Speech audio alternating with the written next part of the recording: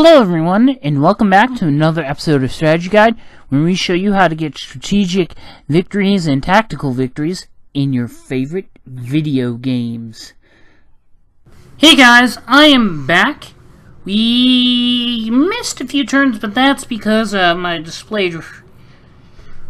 graphics card, Intel graphics thing crapped out. Apparently my dedicated graphics card on this laptop is not compatible with this game, so it's not really helping it, but something along those lines. I'm not a computer expert. But what I will do, though, is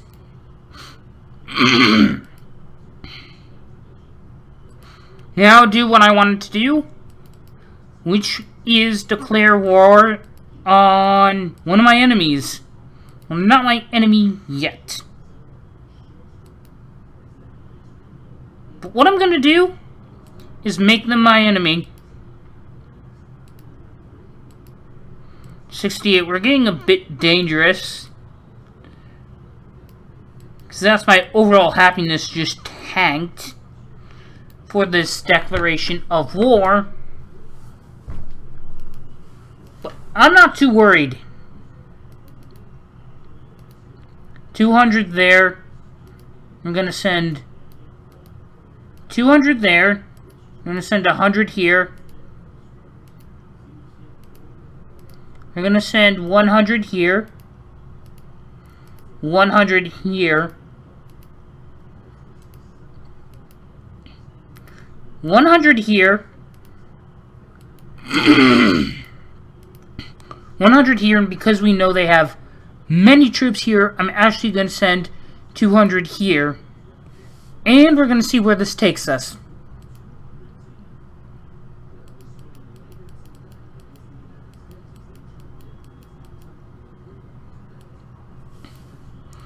Okay.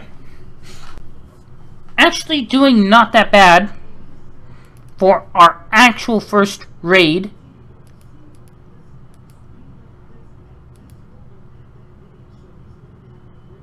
Which was pretty good, if you ask me. Now what I'm going to do is, I do not know. What do I want to do? Well, of course, attack again. The question is, where do I want to attack from?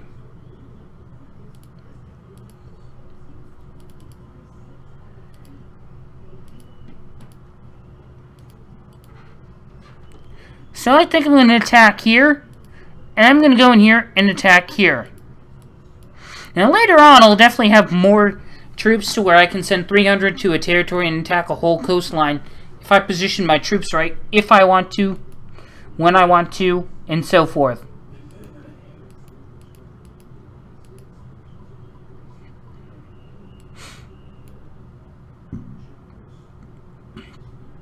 Okay. So, at the moment, you are at war with one of our friends. We will consider the repercussions if you don't stop your aggressions immediately. And how many territories do you have? You're not getting a whole lot of money if 6 is all you have, so you're probably not going to be able to get a big army to go after me in the first place. So you want to know what? I'm not all too worried. To me, that just sounds like an empty threat if I've ever heard one. Okay. So what I'm going to do is get this. Put 100 there. And put 100 there. Oh, wait, no. We do not have enough money for embarkment fees.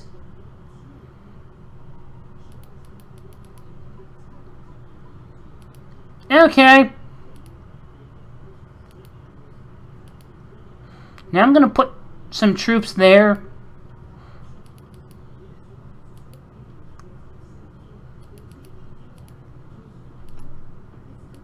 Okay, now what I'm going to do is move 100 that way.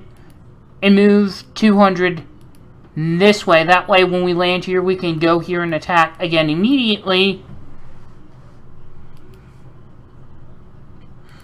I guess I can move here and attack all my troops, because this would no longer be a border territory if we took this out.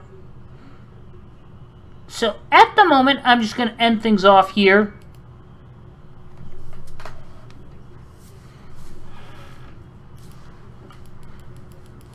What do I want to do now? Now what I want to do is pretty much continue attacking and moving in, and so forth. Actually, I'm going to attack my naval units there. One of these two territories is going to be attacked. And for a good reason, because we pretty much took out most of their coastline, so they don't have access to waters if they ever want to build a navy. And these two areas are fortified. And what I'm still going to do is fortify this area. And I'm going to bring... I know there's going to be casualties and it's going to be a bloodbath when I go and attack him. So I'm just going to leave everything except for 100 units and just go in there with 280 and see if that's going to be enough. Okay, now I've divided them even more when cutting off their area. And one of the main reasons why Greece doesn't reconsider the repercussions and declare war on me, even though that I'm with their ally, is that I'm not near them, and they really couldn't do that much to me to begin with. Now, Syria was second place, and they had about 11 points.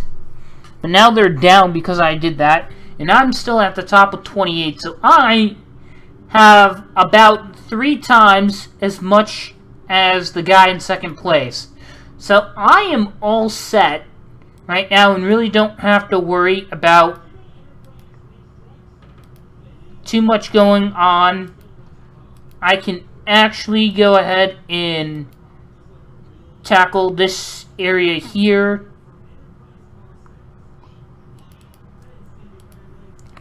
That's 46. That's going to be casualties. I'm just going to move in here.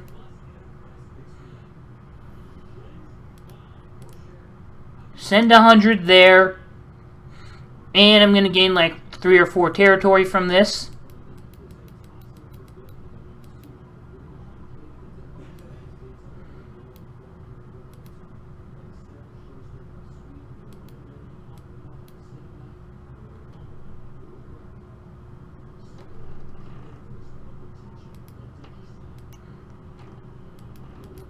Now I see a chance at their capital, so I'm going to move all my units here.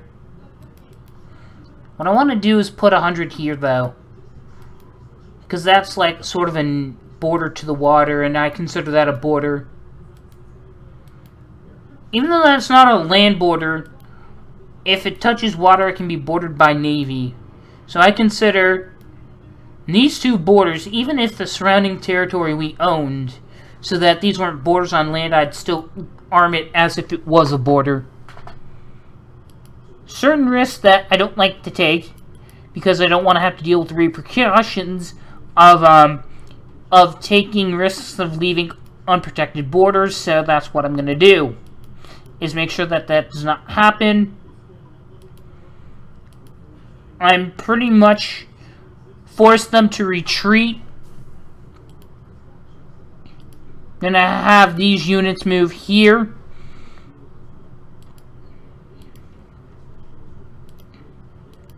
I'm going to have these ones move here. I'm going to have this one move here. And this one attack them directly right here.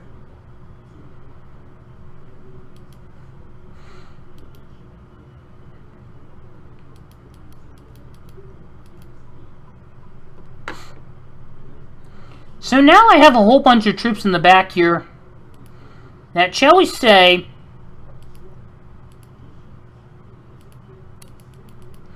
are not really necessary to be there now that we no longer have a border there. So what I'm going to do is start moving these all the way over to here. They're all going to meet up here, and then we're all going to end up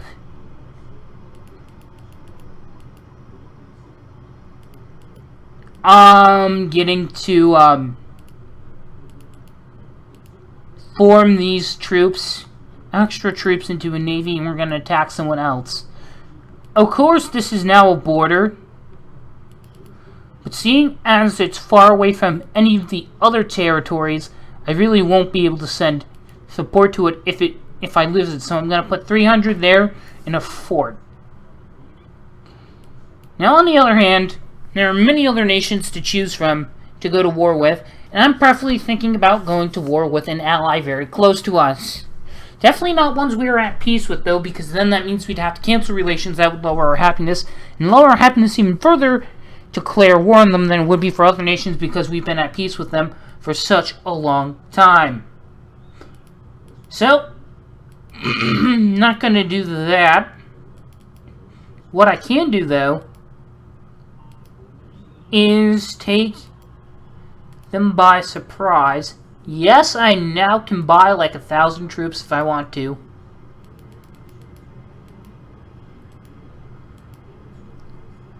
Let's see how much it would to go to war with them. 20. Minus 20% happiness. You want to know what? They can just eat. They can just go away for now, because I literally have the confidence that I can actually take them on.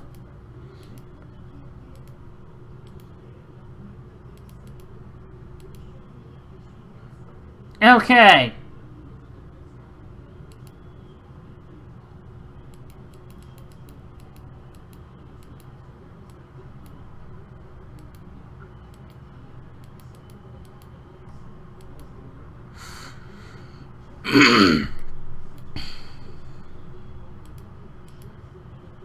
Now I have access troops in this area, so I'm just going to use this to make a navy.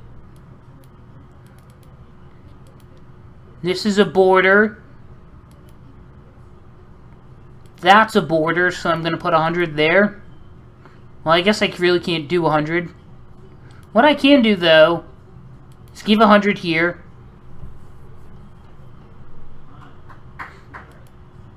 What I'm going to do now is put 100 here. Move 100 here.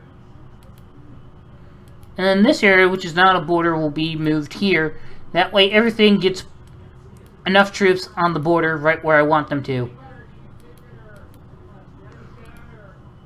Okay. So now I'm going to move this here.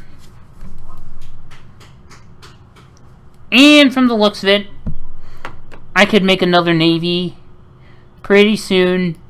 I'm just going to put all these troops now right there.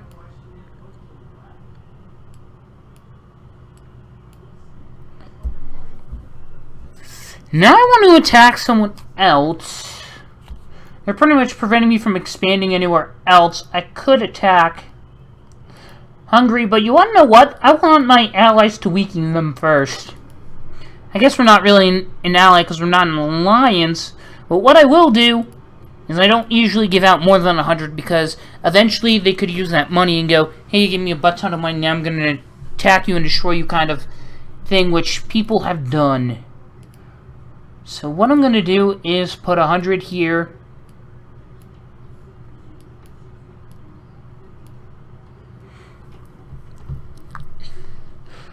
I guess maybe control this entire sea and put units like right here so that they can't go through. I do not know. Liberia. They only have 6 territories. Okay, I see where they are. Although it's a far reach over there and that'd be hard to control. What I'm trying to do is make sure when I expand, I don't end up with like getting 10 territories in this area here, and then end up with like 5 territories over here that I really can't send support to. I just give them a bunch of troops and hope that they hold out Just sort of what the Greeks did when they actually sent units to protect southern part of Italy from Roman troops, but eventually Romans just made more legionaries each year and kept sending them at them till eventually the Greek general who's in charge of that area, Pyrrhus, ended up getting too many Pyrrhus victories to the point where he said, I'm not going to lose a single battle. And he never lost a single battle on his record, and is like, I'm not going to start now, so I'm just going to retreat from the area. Sometimes retreating is the most strategical thing and the best option to do. It's not always the preferred option, not always the option you may want to do, but it's the best one that you can use sometimes. I do not know. Looks like I'm going to have to attack my friend here. Moldova. I guess I'm going to have to go after them. Which means I'm going to have to end my relations. And I want to check up on one thing.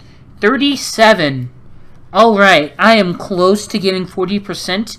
And that is a key thing to have. To know if you're 40% or not. I can attack them the turn after. Okay, that is not a good idea. I lose 36. Yeah, I don't have the money to make them happy again. Yeah, at this point, that'd be like severe damage control would be needed, and I wouldn't have the money for that. Okay, so now I guess I do.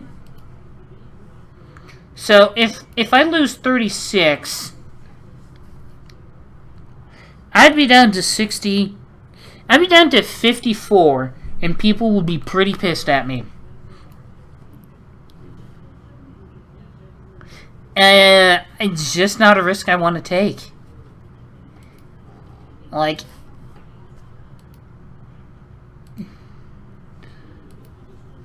I'm going to end my turn just by making a navy.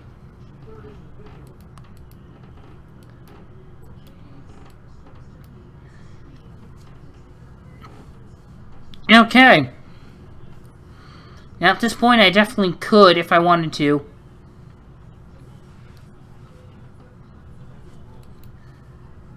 Okay, let me see. How are these guys? Their opinion of me. Plus 1%.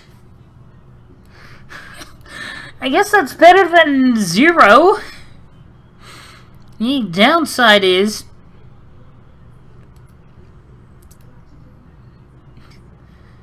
I'm declaring war on you, and it didn't take away as much as it would have last turn. Which is sort of what I wanted. Okay, now I'm going to leave troops right there. What I'm going to do is move troops into this area.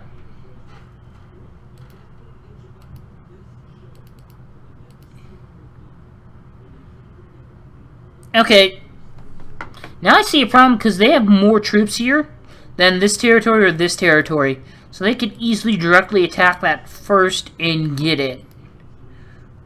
If I had 200 in fortification, that's not going to be a bit of a problem for me. Now that the fortification is definitely going to do something in the long run. Of course, I'm going to fortify this, but I want to leave 100 troops behind in case we fail. That way we have something to slow the assault or the attack that the enemy will probably do if we fail. Okay.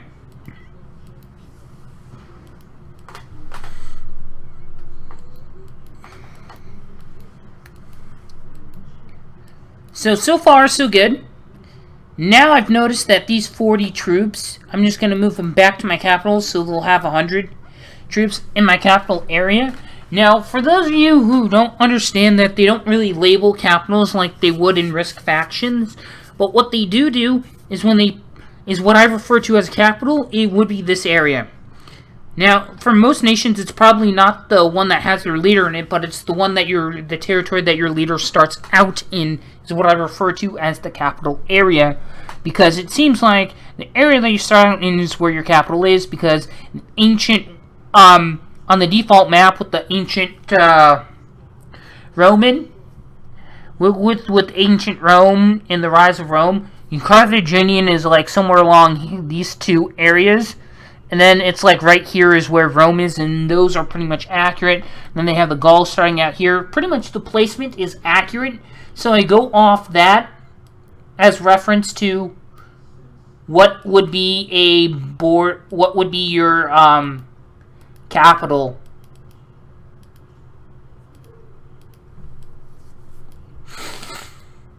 Okay, now I gotta move this here.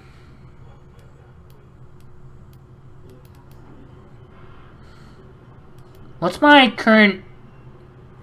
Oh, we're in an alliance with these guys. I didn't realize that we were bordering them.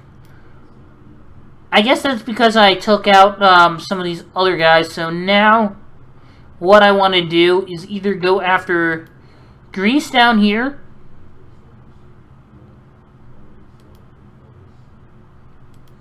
which, if I check, they only have 4 territories. And as it stands, if I wanted to, I could easily take out half their nation in one turn. The question is that necessary, and is it something I should do? You know what? I don't really think so, but, I don't know. I gotta see how much happiness I would lose. 20.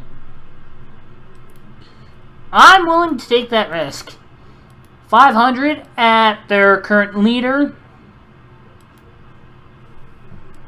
Then we're gonna send everything but 100 at them here. And no, I do not want to go to war with them. Do I want to... I guess I want to form a navy of 1,000 boats just to use to scout out. I mean, not 1,100, just to scout out areas, you know. See stuff like that. Of course, I took over